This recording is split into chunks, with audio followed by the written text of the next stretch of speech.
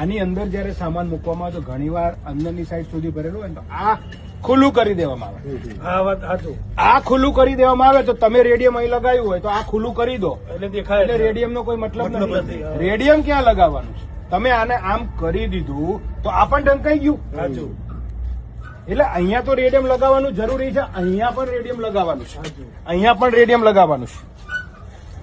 અને આ જે છે એ ખોલીને તમે નીચે કરો છો તો પાછળનો ભાગ પણ ઢંકાઈ જવાનો. ઢંકાઈ જાય. તો રેડિયમ લગાવવાનો કોઈ મતલબ જ નથી રહેતો. એટલે એક અહીંયા પણ રેડિયમ લગાવવું આપને, એક અહીંયા લગાવવું અને એક અહીંયા લગાવવું. તમને બધાને ખ્યાલ આવ્યો?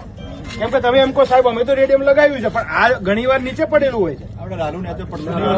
ખ્યાલ આવ્યો? તો રેડિયમ લગાવો. કોઈ વ્હીકલ પાછળ બાઇક વાળો આવ્યો તો એને વાહન કાળું હોય, બધું દેખાય ને. આ તો તમે પેન્ટ કરેલું છે, બાકી પ્લેન હોય અને આમ નીચે હોય તો બધું કોરું જ દેખાવાનું છે.